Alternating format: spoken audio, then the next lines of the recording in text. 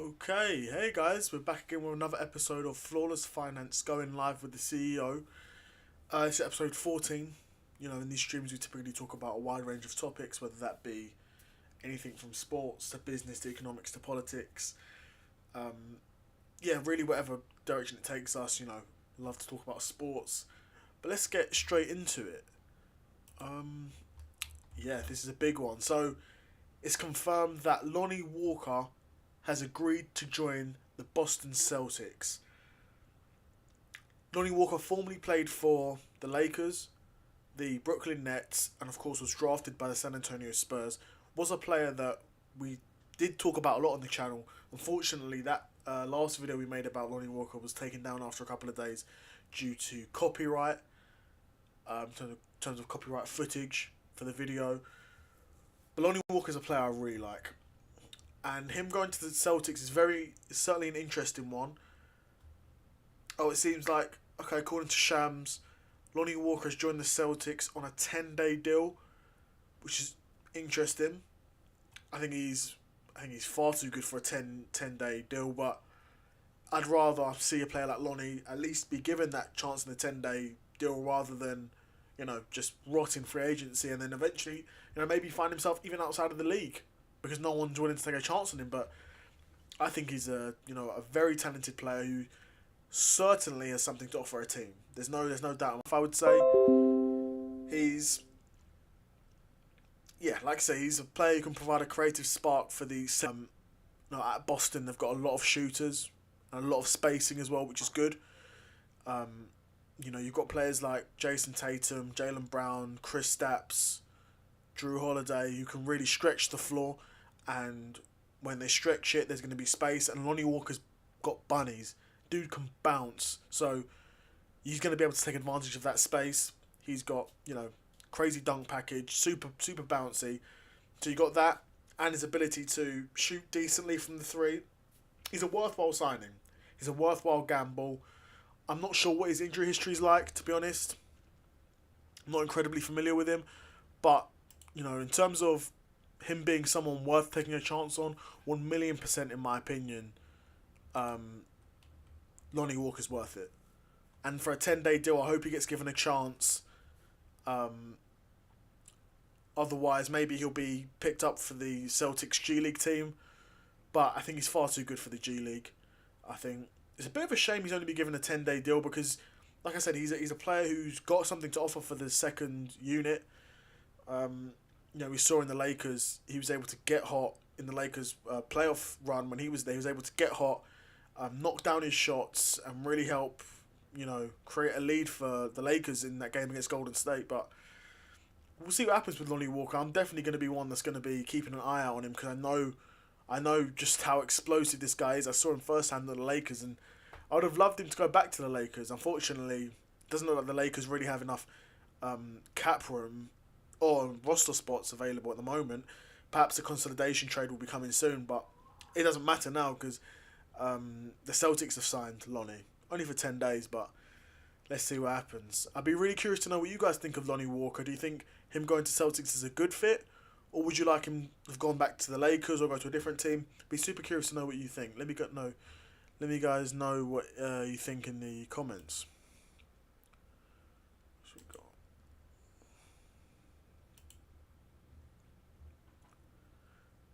We also have the recent signing of Raheem Sterling to Arsenal. Now, this was a very interesting signing.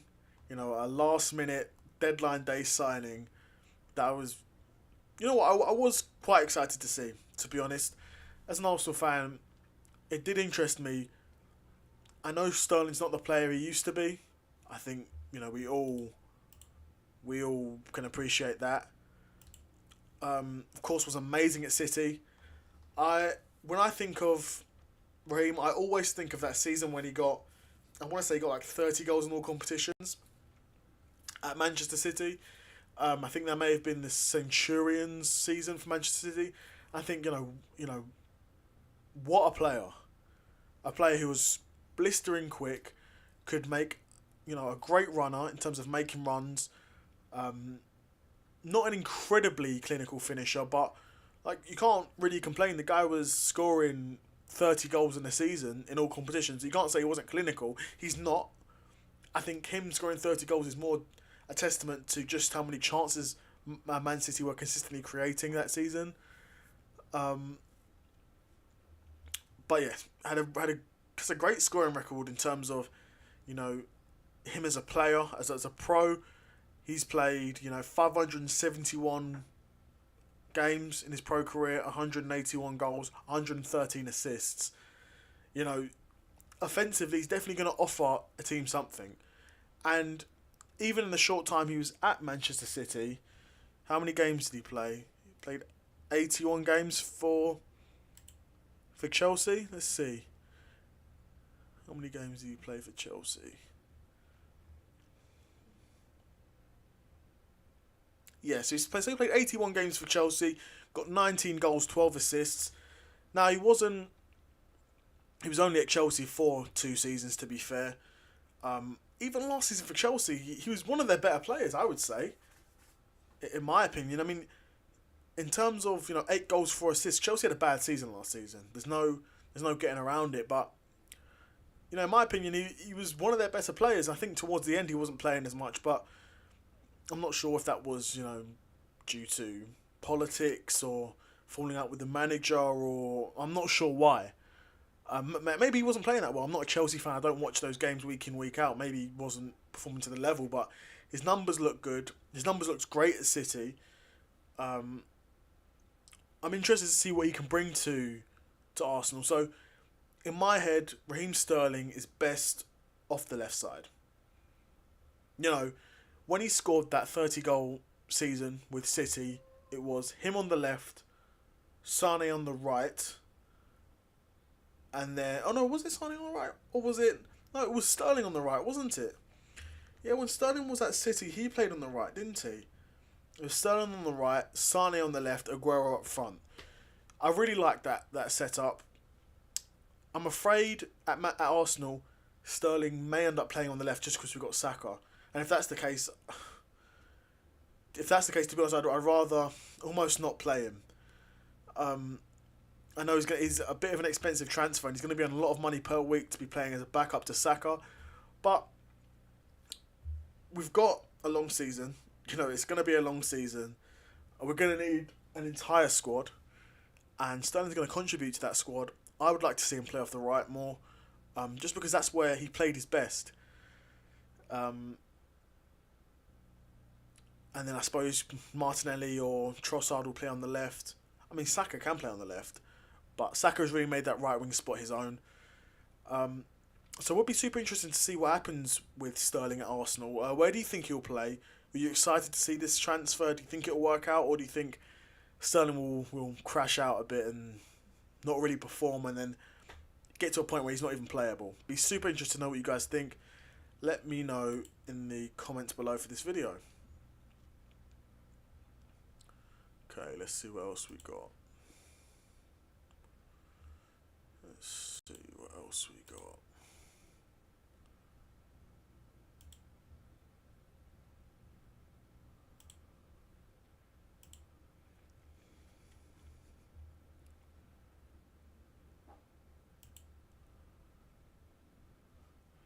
Do do do do do do do do do do do.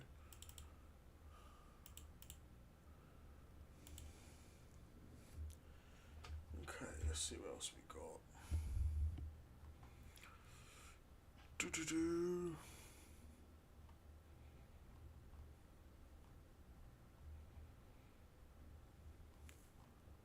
What else have we got?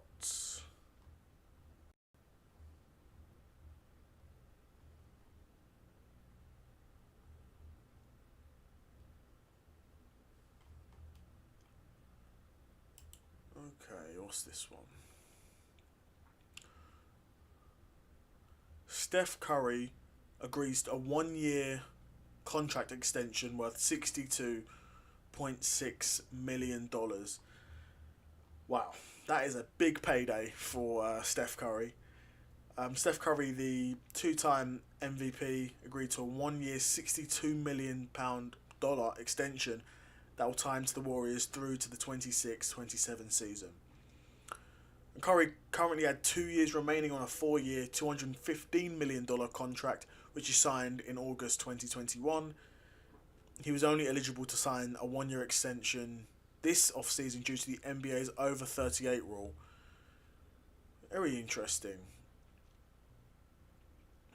The Warriors off-season, of course, begun by losing franchise icon Klay Thompson in free agency and waiving Chris Paul instead of guaranteeing him the $30 million for next season. Kuminga remains eligible for an extension. Very interesting. I mean, Curry, even now, let's not pretend. Curry's still able to produce at a very high level. 26 points per game, shooting 40% from threes. It's elite. And no one can pretend like he's not. Even at his age of 37, I think he is now, is still able to contribute and deliver at the highest level for the Golden State Warriors. Of course, giving someone who's turning 38 a $62 million extension, you're always going to raise eyebrows. I think it's because Steph's game is so heavily reliant on his shooting. I do sort of envision him being able to continue this sort of clip, this sort of rate of production. Not to say that his game isn't based on athleticism, because it is. He runs around a lot. They're running, these custom plays for him. He's running all over the court just to get open. Because once he gets open, there's no stopping him. So there is a lot of that, of course. But he is naturally very three-point heavy. Shoots 40% from three, 41% from three. He probably, I don't know if he had a 50, 40, 90 season, but if he didn't, he probably got very close to it. He was named in the All-Star team and the All-NBA team for the 10th time. And he was awarded the 23-24 Clutch Player of the Year award, which I guess that's a new award they're doing, I guess. But of course, being able to extend someone who's an All-NBA, All-Star level talent, that's always a good thing. If you can keep hold to those players, your franchise is always going to be in somewhat a good position. I think this is the sort of contract that they've given to a player like Curry based off what he's done, not based off what he will do. Because I don't imagine a 38, 39-year-old Curry still producing this at this sort of level. But I could be wrong. LeBron's 40, and he's still able to carry an offense week in and week out. So there's no reason why Curry wouldn't be able to do the same, to be honest. Of course, they're different style of players, but they're both the elite of the elite at the NBA and have been at the top for a while. And you don't get to be at the top for a while if you're not able to constantly evolve your game, constantly improve, and constantly be a student of the game. So it'd be super interesting to see what Curry's like this season, but also in that last season of his contract in 26-27, I certainly would be interested to know just how much he's producing for the team, because by that time you'd imagine, even by now, they're starting to do a bit of succession planning, because of course they've lost Klay, Draymond's not going to be there forever. Curry's extended his contract, but ultimately Curry's not going to be there forever. It'll be super interesting to know what you guys think. Yeah, let me know what you guys think about this one. Steph Curry signing the contract extension. Be super curious to know what you guys think. Let me know in the comments below. How long have we been going for? 15 minutes. Alright.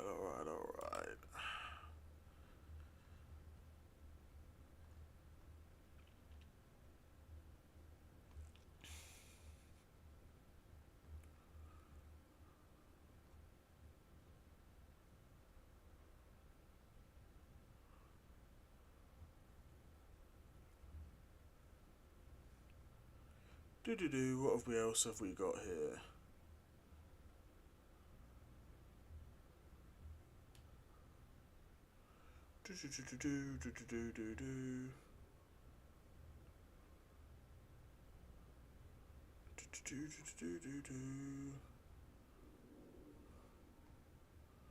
What else have we got here?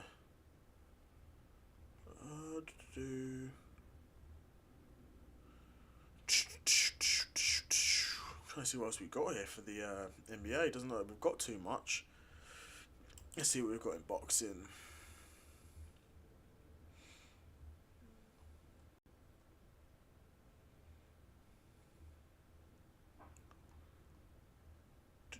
What else have we got? We haven't got too much here, man.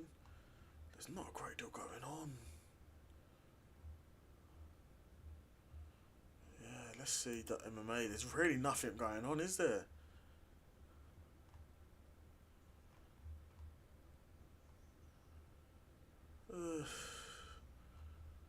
There's not a great deal going on. I mean, of course, we've got all this craziness going on with John Jones and Tom Aspinall.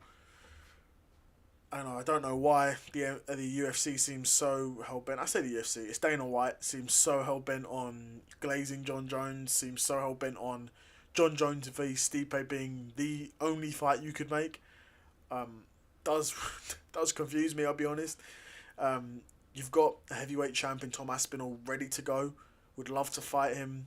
Well, Aspinall would love to fight John Jones. It's very clear that John Jones does not want to fight Aspinall because Aspinall will be one of the first guys that John Jones faces that he will not be able to bully. He will not be able to bully him. You know, John Jones, one of John Jones's biggest advantages at light heavyweight was he was a big guy, he had this huge reach, and he was a very intelligent fighter. He was. Let's not pretend like John Jones was a fighter who was solely getting by on his athleticism alone. He was an incredibly intelligent fighter, and I believe still is to this day. Of course, he had a good performance against Cyril Gane. He done what he needed to do to beat Cyril Gane, essentially. I say it was a good performance. Cyril Gane really didn't put up much offense, or much resistance rather. Cyril Gane didn't. It's not like he really posed John Jones any crazy questions or gave him some looks that he would never have seen before. John Jones got to him, dragged him down, beat him up, and I think submitted him. You know, Cyril Gane really had no chance in that fight. Unless he caught him early, Cyril Gane really had no chance. And Cyril Gane seemed to be a bit gun-shy and wasn't able to hit him to land on him early. Tom Aspinall, from what we've seen of Tom Aspinall, he doesn't look like he is gun-shy. He doesn't look like he's going to run away from Jones. He doesn't look like he's not going to commit. And if he does get taken down, Aspinall can wrestle, and Aspinall has got a very, very good jiu-jitsu game as well. So, I don't think Aspinall will be scared of the takedowns either, which, if you can face John Jones and not be scared of the takedown, you're in with a chance. You know, you're in with a chance automatically. And then you're a big guy like Aspinall. He's a quick striker as well. So you add in that power and that speed, plus with the good ground game, very, very difficult opponent for John Jones to overcome. That being said, John Jones has overcome everybody he's faced. You know, he's had some close calls. The first Gustafsson fight, of course, the first DC fight was competitive as well. Dominic Reyes, of course, some say was a bit of a robbery, but of course was a close fight. But of course, Aspinall's going to be the biggest guy that he's faced. Cyril Gane's a big dude, of course, but Cyril Gane, like I said, didn't put up any resistance, and John Jones just got to him, dragged him down, submitted him. Tom Aspinall, you can't do that to. If you think you're going to just rush in, grab Aspinall, drag him down and trying to submit him, you're going to be in for a long night. Because as you're coming in, he's going to be hitting you, and he's going to be moving as well. So good luck getting close to him, because he bounces around on his toes, he moves about, he can cook. He can definitely cook. But sort of weird, because John Jones hasn't seemed to mention Aspinall. Aspinall keeps mentioning John Jones, but John Jones seems like it's either this Stipe fight or nothing, which is really weird, and Dana White's sort of enabling it. Dana White's not saying John Jones is facing Aspinall for the title. I think Dana White might be scared to say that, because if John Jones doesn't want that fight, Dana White can't force John Jones to fight. So I think Dana White isn't looking at it from our point of view, where our point of view is saying, okay, John Jones has a choice between Aspinall or Miocic.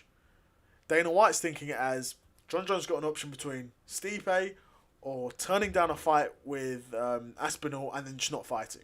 And from Dana White's point of view, you'd rather have John Jones fight Stipe than not fight at all. So I do understand that, but come on, John. You're the GOAT to a lot of people, particularly Dana, who glazes you, but you're the GOAT to a lot of people. You're the GOAT. Just go and fight Aspinall. And if you beat him, you go down certifiably as the GOAT. You do. But times like this is, if you retired after Cyril gone, you retired and then that was it for you, then I don't think there'd be as much controversy around you being the GOAT. But because you're saying you want to come back and you don't want to fight the guy who is obvious that you need to beat, there's going to be that controversy around John Jones' name. There just is. There just is. And with all that being said, guys, I think that's going to be it from me. I'd be super interested to know what you guys think of John Jones facing Aspinall or John Jones facing Miocic or what he does next. Be super curious to know what you guys think. Let me know in the comments below. And I'm out. Peace.